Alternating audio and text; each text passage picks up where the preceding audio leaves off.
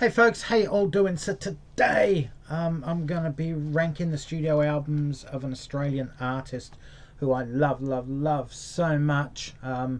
People outside Australia probably don't know much of her music. I know a lot of Americans do. She's well respected in the country circles in the US and amongst some of the country greats as well. It's Kasey Chambers. She's been making albums here in Australia since 1999. So 2024 is her 25th anniversary of making albums. She's released 12 studio albums. Hasn't released one for the last 5 years, so I'm not sure why. Don't know, but she hasn't released one for a few years now. So in her career, she has won 13 ARIA Awards, which is the Australian Record Industry Association Awards, which is the same as the Grammy Awards in the US or the Brits in the UK. So 13 of those. She's also won 30 CMA Awards, Country Music Awards here in Australia, which is the same as CMA in the US. She's also been inducted into the Australian Music Hall of Fame back in 2018. So what I'm going to do now, I'm going to count down her 12 studio albums from my least favourite to favourite, and I do really like her album at number 12 still. So yeah, a great artist. Could listen to her all day long. Anyways, here we go. At number 12, Kasey Chambers, Papa Bill and the Little Hillbillies. So Kasey Chambers, Papa Bill is her father, who is a well-renowned and respected country slash folk singer in his own right here in Australia.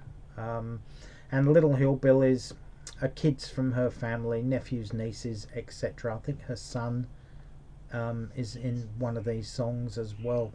So this was her 6th studio album. It was released in 2009. It's a kids album. It's full of original songs aimed at children. It also helped promote a series of books, children's books that she wrote and released around that time also. Yeah, the kids do sing on some of these songs with her. Her father does as well.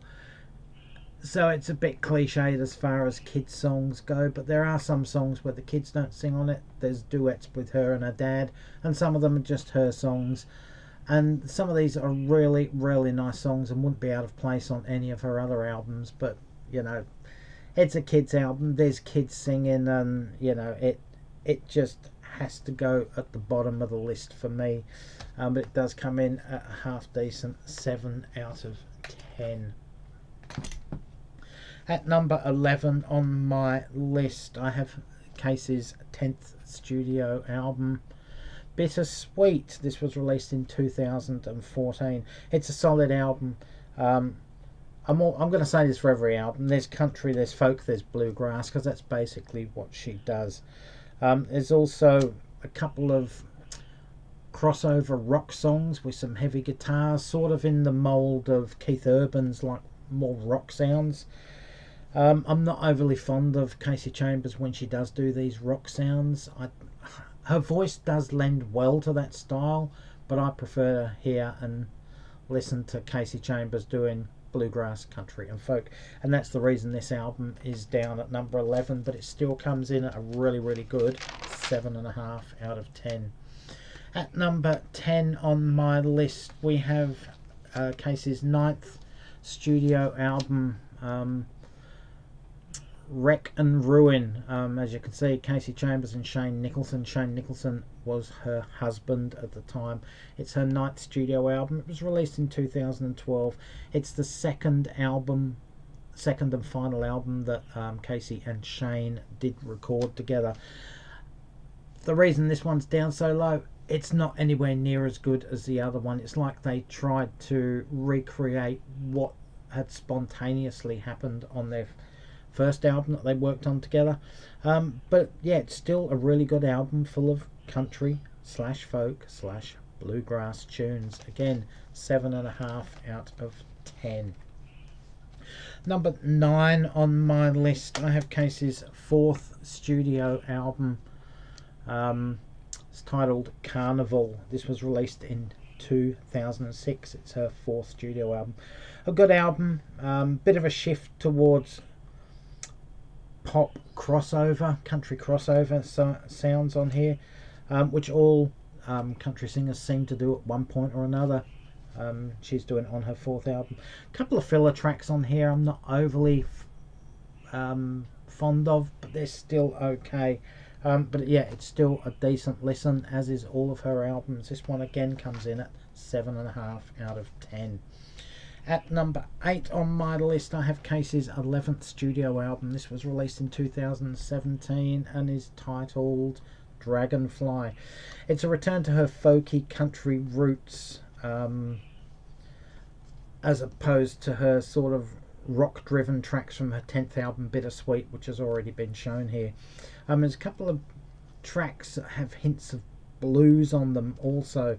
There's a cover on this song, and it's a cover of Bob Dylan's Talkin' New York. She's rewritten some lyrics and calling it Talkin' Baby Time, and it's just having a bit of tongue-in-cheek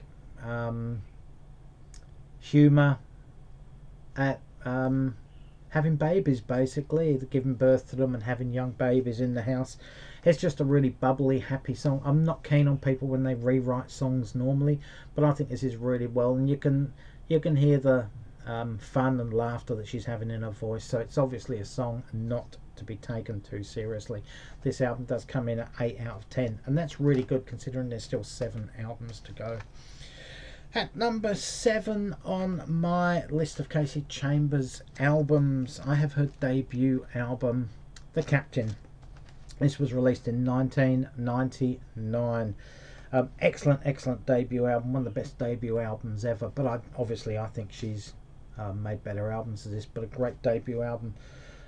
2 tracks from this album later gained, notoriety is probably not the right word, but exposure in the US and around the world. The track He Is Risen was used in The Sopranos, and the track called The Hard Way was used in season 2 of Lost, which was still a popular series leading into its 3rd and 4th season. So she got a lot of exposure from that.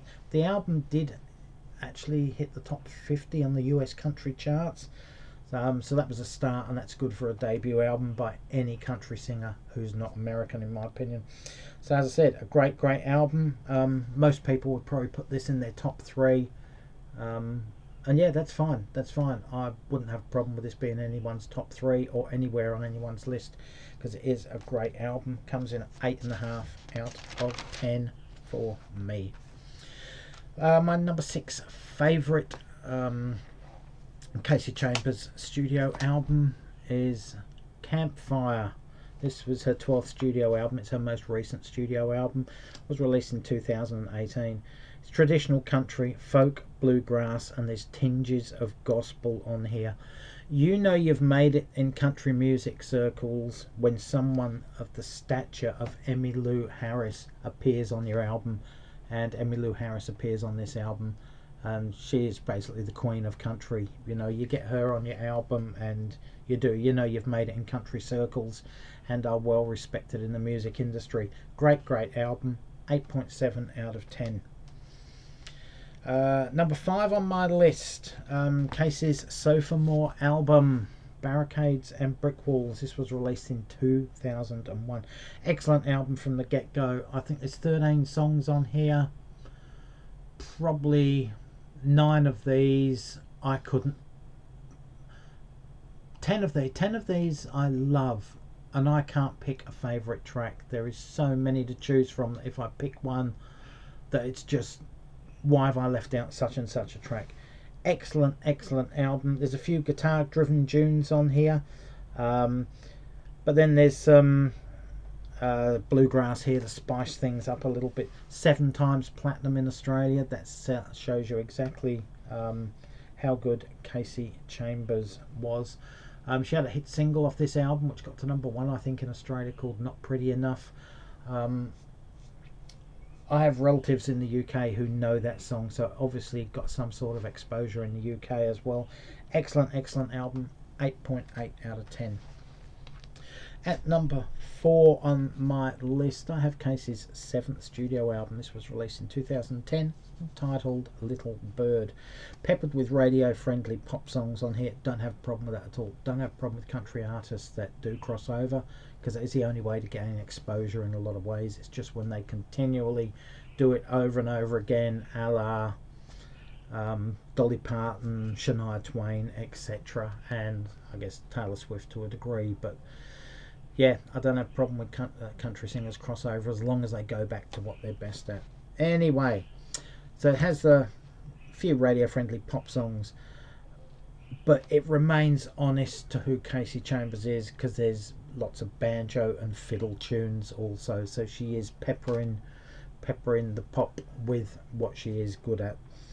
Lyrics are sometimes cliched on this album, but she manages to deliver the songs with such honesty and commitment that you do forget about the cliched lines. And I don't have a problem with cliches. They can be quite humorous at times and sound quite familiar, which draws you in. So 9 out of 10 for that album. Number 3 on my list of Kasey Chambers studio albums, as we're counting down from number 12 up to my ultimate favourite, we have her 8th studio album, released in 2011. This is titled Storybook. This is a covers album. It's rare that a covers album gets anywhere outside the top or the bottom 4 or 5 by any artist for me. The reason this does is because I was not familiar with a lot, well, we'll say half of the songs on this album with their original versions. So these were new to me, and the ones I was aware of prior to owning this album, she instills her own style and her own way of phrasing things, and she sings them with such honesty and vitality that you believe they're her own songs, and she makes them her own. So that's why this album comes in so high for me, and it comes in at a 9.2 out of 10. So right to my top 2 at the moment. If you're a Kasey Chambers fan, you know what's coming up in my top 2. So at number 2, I have Kasey's 2nd studio album. This is titled Wayward Angel and was released in 2004. Classy country, that's all I can say. Classy. She's learnt a lot from her first 2 albums and delivered the almost perfect country album. She's now tasted, after her first 2 albums, she's now tasted success on an international scale. She's travelled the world. She's met other country singers in other places. She's been to Nashville, etc., etc. She's in a long-term relationship. I'm not sure whether she was married or not, but she gave birth just before this album as well. So there's a lot of things happening in her life. And this album is one of those pouring out your heart, pouring out the emotions, the good and the bad, you know, the hopes for the future. A couple of regrets thrown in as well, which balances off the album, the whole yin and yang thing.